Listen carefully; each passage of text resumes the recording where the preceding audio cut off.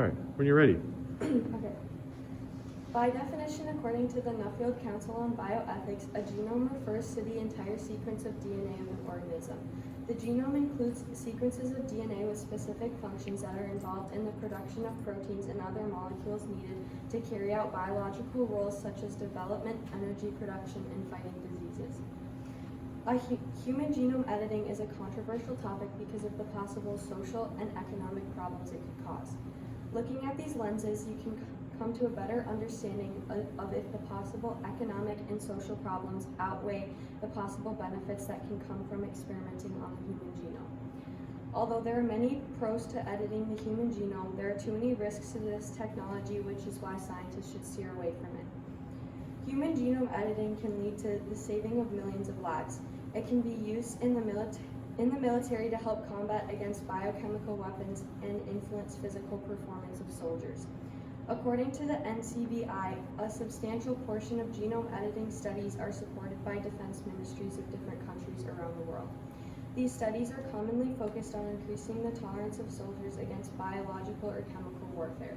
The technology has the potential to influence human performance optimism.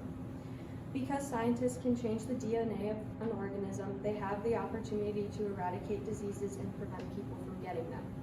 CRISPR technology gives the opportunity to cure any genetic disease such as Down syndrome, autism, Alzheimer's, and more. In cases where people have cancer, non-reproductive cells' genomes are being edited when radiation and chemo is not helping them. Non-reproductive cells are known as somatic cells, and it includes every cell in the body except for sperm and egg cells. This type of genome editing is only able to be used to treat one individual because it will not be passed down to their offspring.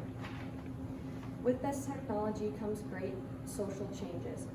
First off, genome editing can contribute to the reduction of beneficial characteristics that come with diseases. In the world today, there is already a divide between social classes. Using technology like this will only create a bigger divide. According to Mary Todd Birdman, a Harvard correspondent, this technology offers the hope of editing cruel mutations out of the gene pool. For those living in poverty, it is yet another way for the privileged to vault ahead. In addition to popular societal separation, once genome editing is more widely used, it gets difficult to control the motives that people use it for. Although it can be used to cure diseases, it is likely that people will use it for cosmetic or athletic enhancement.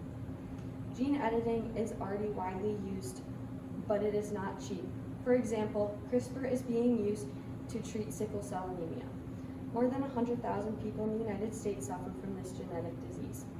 Jennifer Doudna, who was awarded the 2020 Nobel Peace Prize in chemistry for her work with the CRISPR gene technology, is the co-founder of Intellia, believes that in order for this technology to have a wide impact on the population, it will need to become cheaper. To treat one person with sickle cell anemia, it costs around $2 million. Though it is expensive, she believes that sickle cell anemia is a good target disease for CRISPR because the blood cells can be taken from the patient, edited, and then reintroduced into a patient. Doudna says that it is clearly not a price point that will make it available to most people for a wide beneficial impact. Human genome editing would create a huge shift in society because of this technology, and it's not available to everybody. It is also extremely expensive and can create a large impact on the economy. Huge round of applause. All right, a couple of questions. Take a deep breath, you're fine. What evidence did you gather that you didn't include, and why did you leave it out?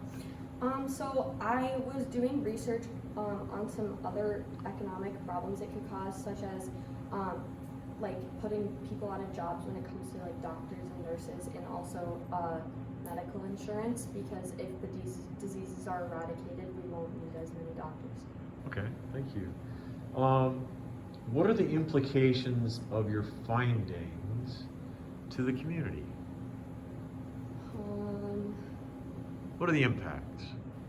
Well, it can impact the community because, like I talked about, not everybody can afford it, and for people who are already strongly impacted by a lot of these diseases, they wouldn't be able to afford it, so it would only impact a small number of people in the world. Okay, all right, thank you. you. All right, another round of applause.